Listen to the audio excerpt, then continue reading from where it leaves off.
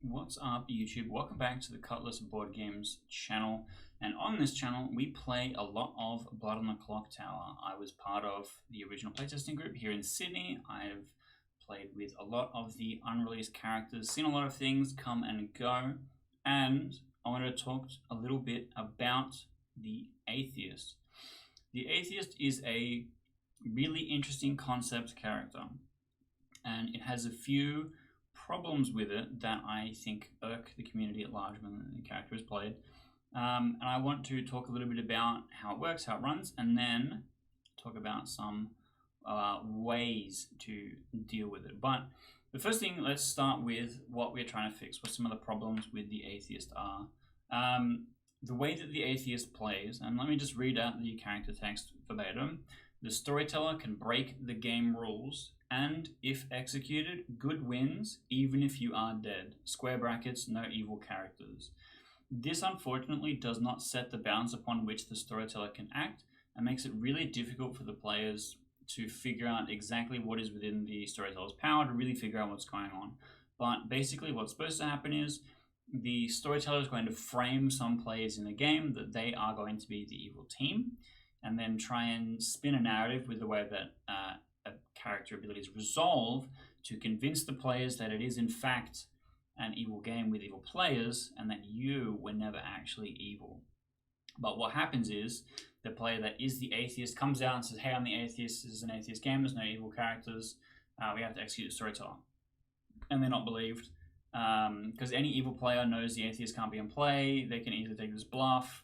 If the Atheist is on the script, the evil team should always bluff as the Atheist, and you're just kind of there stuck doing your best, trying to read socially good and push to convince everyone that this is going to happen.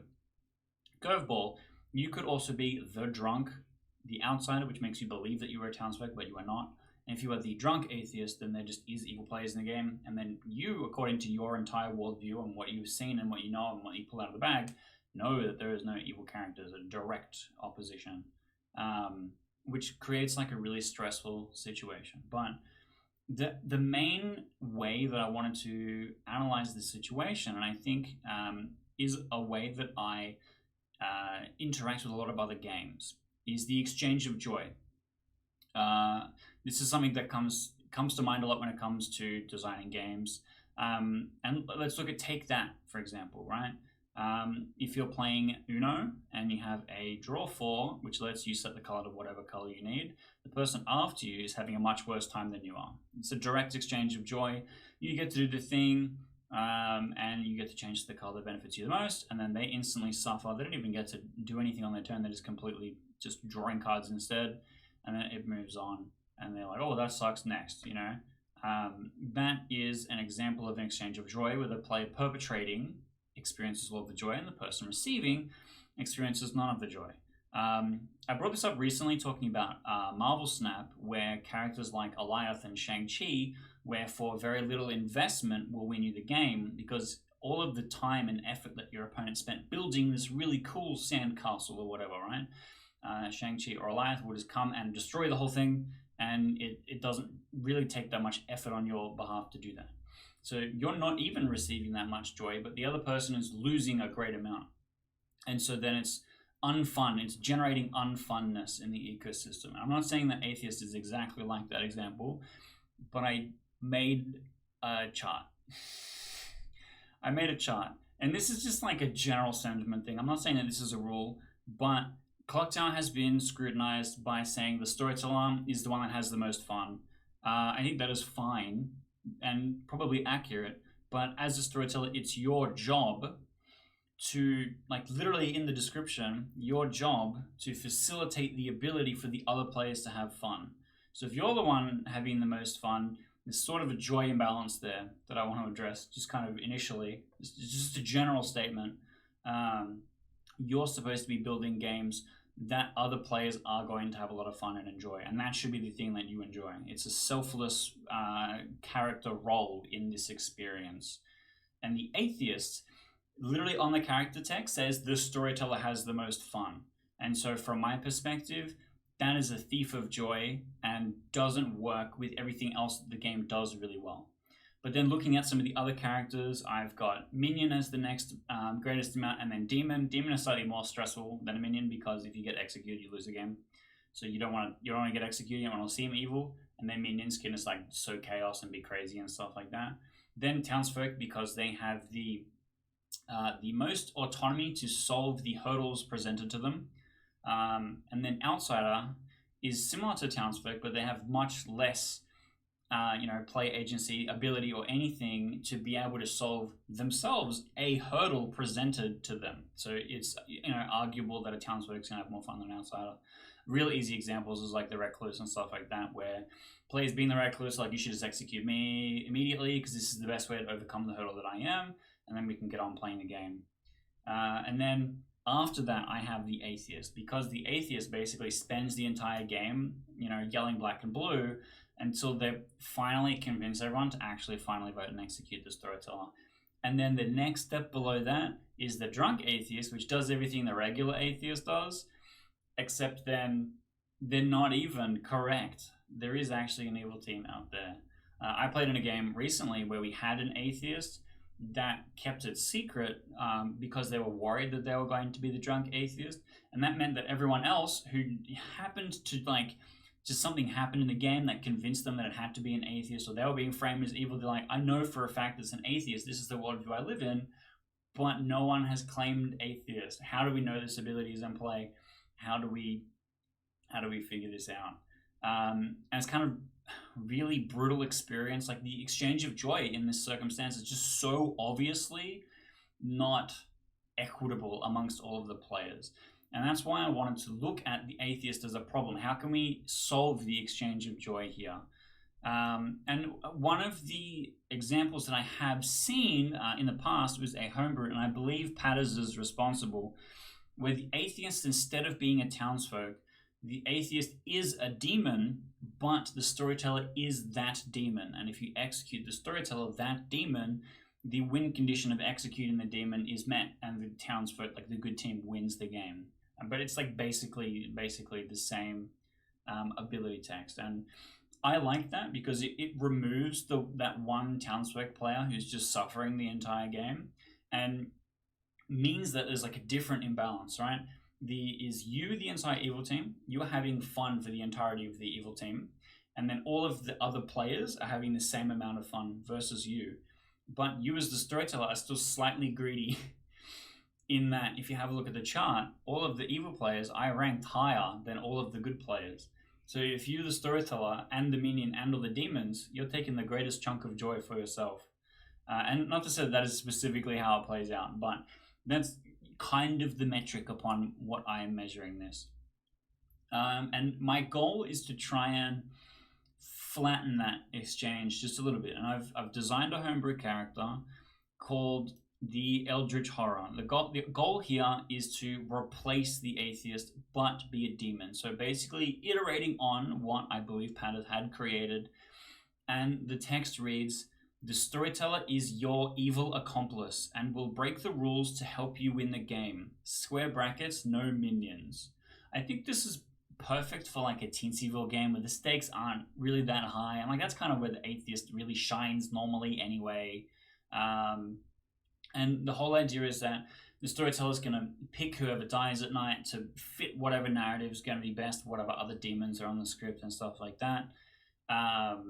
It's going to poison people and give them weird misinformation, make their abilities fire however they want, to set up a worldview that makes the player that has the Eldritch Horror token seem good. Now, the main difference between the Horror and the Demon Atheist is that the Demon Atheist and the Atheist still require the execution of the Storyteller, which is a special action like specific to an Atheist script where the Storyteller can be nominated and executed, which literally isn't a functionality of the online client. What's normally happened is like you just make the person nominated and you nominate themselves and you take a vote as if it is for you, the Storyteller.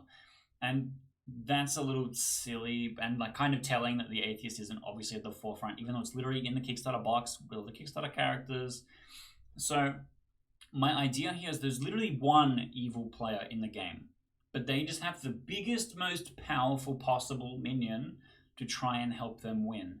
But there's still an evil player that's doing their best to fit in, to be evil, maintaining the regular balance of the game of there is two teams, there is a demon out there somewhere that you have to try and find, and the good team is doing their best to figure out which one of them it is, and like the natural stakes of the executing the game. And then you as the storyteller, as the minion, your role is to slowly facilitate the game to get to a climactic final day where there's the demon and there's two non-demon players alive, right?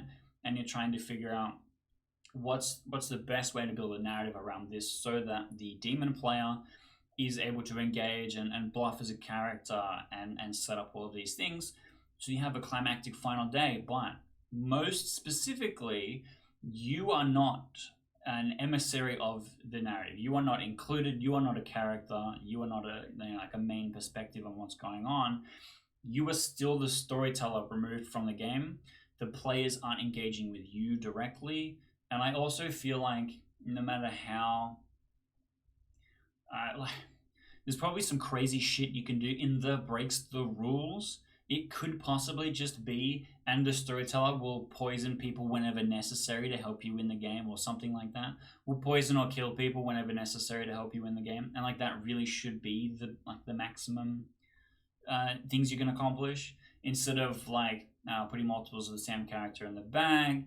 I obviously would never make the demons survive execution and just win for free when there's like no character ability on the script that could facilitate that potentially. Everything that you need to do as a storyteller running, and like just for an atheist in general, should be things that are possible in a script that's identical but without that character on it. And I think that's kind of how you should be engaging with this character.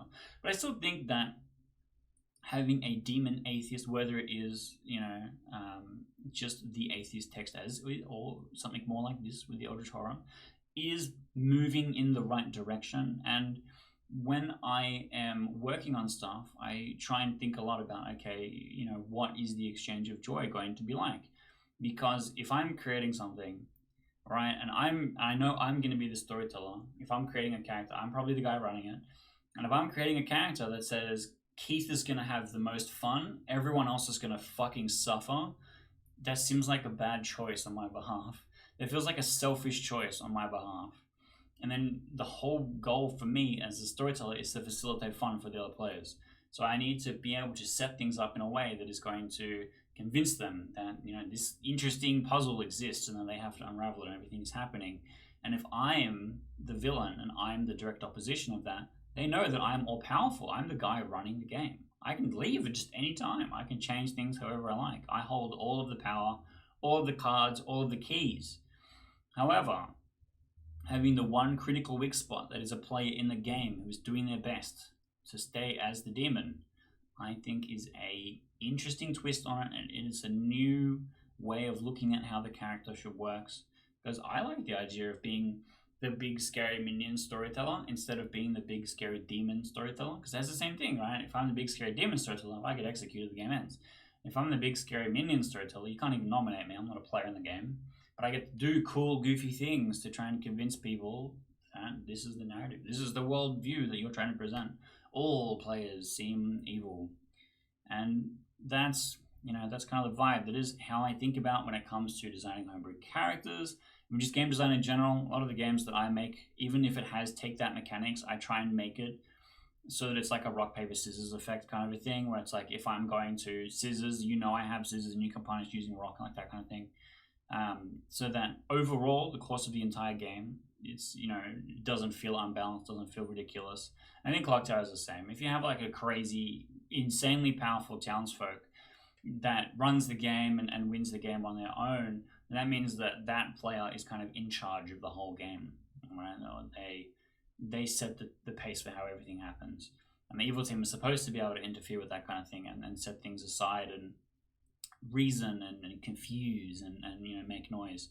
And the goal is to try and flatten that joy curve a little bit. Always the evil team will be at a little bit of an advantage because they know more. They have that, we know who our evil team people are. We know where we can bluff as. We are holding a strong win condition. But how we can play with that, how we can interact with that, and how we can just make things fun. Just fun is the goal. Fun is the goal that I am trying to have. I want to have fun.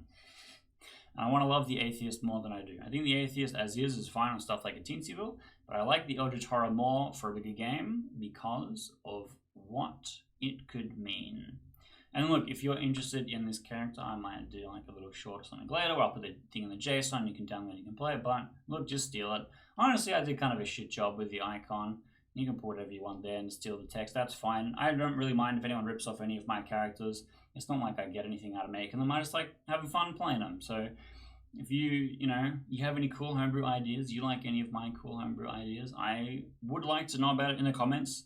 Even if you have a suggestion for how to interact with the Atheist in a new and different way, I'd love to hear it. These kind of problems I like to try and solve, so help me out. And while you're helping me out, hit the like button, hit the subscribe button. I know I say it 1,000 times a day, but it does help a lot, and I do really appreciate it, because we have like a Clocktower video nearly every day for the next 2 months already scheduled and ready to go. So if you've been enjoying watching the Clocktower games, then you are spoiled for choice, and I will hopefully be seeing you in one of them, where I'm going to be bluffing something ridiculous and saying something crazy and trying to convince people that I'm on the good team, even when I am on the good team.